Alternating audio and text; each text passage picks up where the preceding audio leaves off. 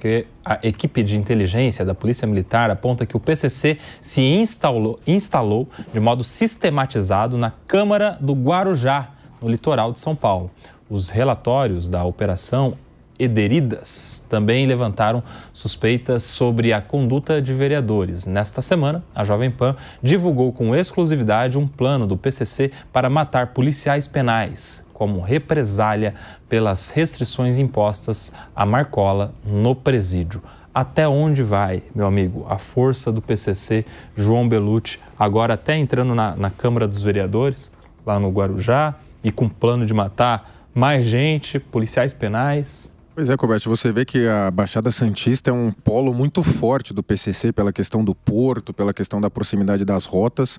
Infelizmente não é só no Guarujá, né? Muito provavelmente aqui em São Paulo, em outros locais, a gente tem os políticos não necessariamente oriundos do PCC, mas que de alguma forma tem uma parceria. E o crime organizado ele se estende em todas as searas, né? Na administração pública, nos cargos eletivos, no judiciário, infelizmente se especula que tem também promotores. O PCC está articulado em todos os setores da sociedade, da política, do judiciário, senão não teria tamanha força. E em especial no mercado financeiro, porque esse volume de dinheiro que o PCC opera precisa dos seus tentáculos no mercado financeiro.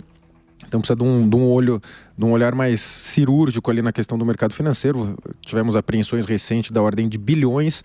Se é o que foi apreendido de bilhões, você nem queira imaginar o quanto que tem de dinheiro, porque na operação policial sempre você faz um recorte temporal de um período para você conseguir responsabilizar as pessoas. Nunca se pega o todo da operação, né? Só se faz o que é necessário. Recorta um período, os envolvidos, para você poder imputar a eles os crimes praticados. E o que se espanta também é que os líderes do PCC, a gente não sabe quem são.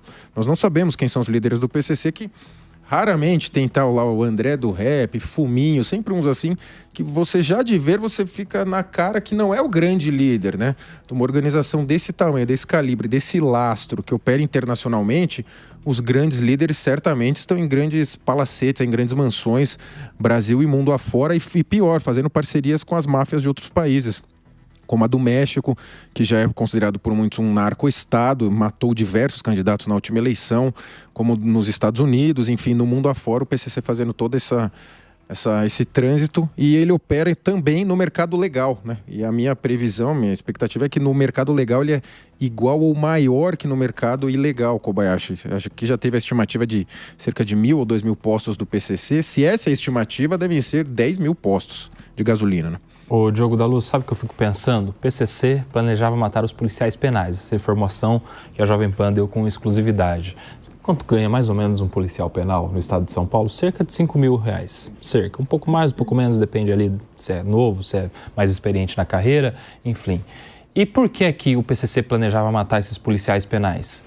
Pelas restrições que a administração penitenciária aplicava ao Marcola, ou seja, nada a ver com o CPF do cara que poderia morrer. O cara está só trabalhando e ele pode morrer porque a facção criminosa achou equivocado o tratamento dado ao seu líder. Como que a gente, né, pode incentivar um bom profissional a prestar concurso? Vem ser policial penal, vem entrar nessa carreira. O cara pode ser morto porque alguém teve a ideia de represália, de retaliar a administração pública por conta de uma restrição ao Marcola. Sendo que ele não tem nenhum poder de decisão, né? Ele está lá apenas para cumprir as ordens, para fazer o que lhe mandam. E muitas vezes ele tem que estar desarmado dependendo do que ele está fazendo. Imagina o risco que essas pessoas correm. São verdadeiros heróis deixados de lado e que muitas vezes a gente ainda vê com maus olhos. Ele está lá por uma nobre missão e tem gente que acha que ele faz parte da bandidagem.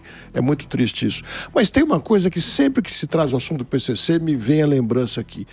Tudo que a gente proíbe vira ferramenta para o crime, vira negócio para o crime. E tem algumas coisas que nós precisamos começar a pensar seriamente se faz sentido.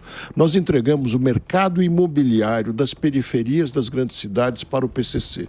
Nós criamos tantas leis lindas para que os loteamentos sejam feitos com ruas largas, parques, praças e etc., que os loteadores oficiais não conseguem fazer, porque fica muito caro e as pessoas não podem comprar, até o tamanho do lote.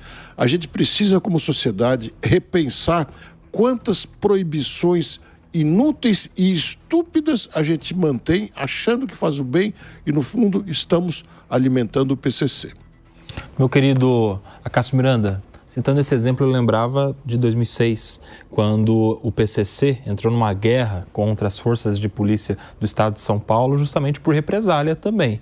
Algumas transferências que havia ocorrido na ocasião de líderes, né, da facção criminosa, e aí um policial militar dentro de um quartel, que também não tinha nada a ver com a paçoca, ficava recebendo tiro nos quartéis do estado de São Paulo todo. Ou seja, é uma questão assim que não está pensando em nenhum momento no ser humano, em nenhum momento em quem pode estar do outro lado, se é pai de família, se não é, se está diretamente envolvido ou não com as decisões com as quais eles discordam. E a grande covardia de ações como essa está no fato dos policiais penais agora e os policiais militares à época serem alvos fáceis. Porque quando a gente olha para o alto escalão da Secretaria de Administração Penitenciária, para a Secretaria de Administração de Segurança Pública, que são os responsáveis por essas decisões, são pessoas que andam em carros blindados, são pessoas que têm seguranças. Os policiais penais, os policiais militares, não. Você bem disse, têm salários pouco acima da média da população, são pessoas que fazem um esforço tremendo para sobreviverem e quando estão indo trabalhar, não tem nenhum tipo de aparato, não tem nenhum tipo de segurança estatal e por causa disso são alvos fáceis. Então isso mostra a covardia da criminalidade organizada, que está atacando pessoas que não têm poder de decisão pelo simples fato de serem alvos fáceis e quando vem a óbito há um simbolismo em volta de tudo isso. Então, o Bellucci disse, o Diogo disse, infelizmente nossa sociedade está corroída e há necessidade urgente de nós combatermos a criminalidade organizada, porque hoje a criminalidade organizada continua covarde, mas eles têm um potencial financeiro muito grande. Hoje, eles estão atacando policiais penais e policiais militares. Se eles descobrirem que atacar a população também trará um simbolismo e também dará ibope às ações deles, eles não pensarão 5 segundos antes de fazê-lo. Priscila, e aí a gente tem que enaltecer também o trabalho de inteligência, principalmente do GAECO, do Ministério Público, né? Porque esse era um plano que não foi levado a efeito justamente pela intervenção desse grupo de investigação dentro do Ministério Público e que já por várias vezes, interceptou o planejamento do crime organizado em São Paulo. Sim, o GAECO, né, Koba? É importante a gente falar que por causa deste trabalho, que é bem importante aqui no nosso estado de São Paulo, né, em especial, evitou-se que tivesse havido aí esse tanto de morte que estava planejado, né? Me parece que tinha uma carta endereçada aí determinando, enfim. Mas também a gente precisa dizer para a nossa audiência, além dessa importância de ter, né, interpelado antes que acontecesse, as grandes organizações ou as organizações criminosas, elas estão tão estruturadas, né?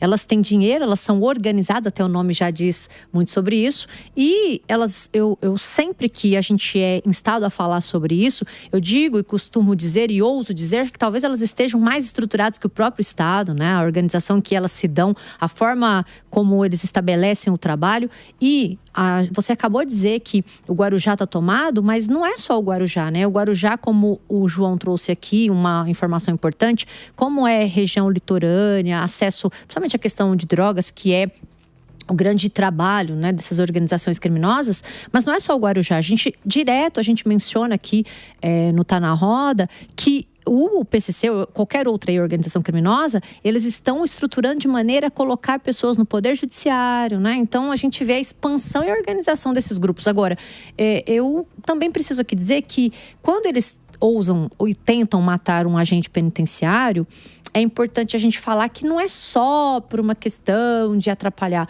Eu acho que eles veem, né, o agente penitenciário como uma possibilidade de dar algumas regalias que os seus chefes não têm em razão do sistema prisional.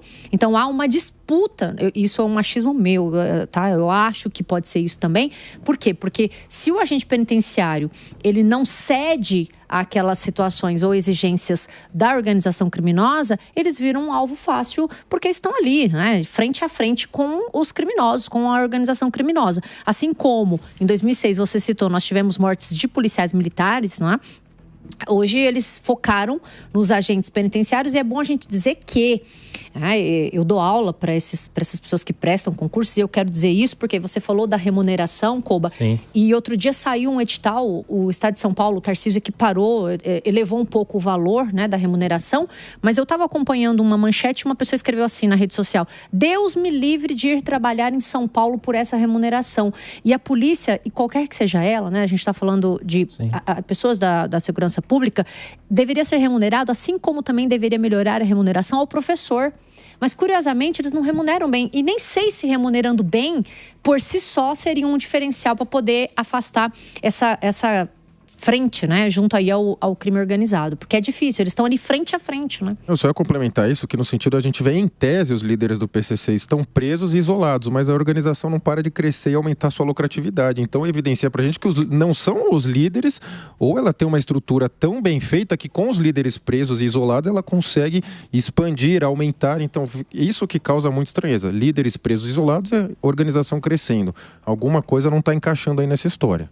É por causa justamente deles serem organizados, João. Assim, né? Eles são tão organizados que por mais que nós tenhamos notícia de que determinada pessoa que seria o chefe ou não esteja presa com a sua liberdade restringida, outros membros são angariados e continuam a desenvolver o trabalho. É toda uma estrutura, né? Se fosse uma empresa, teria vários...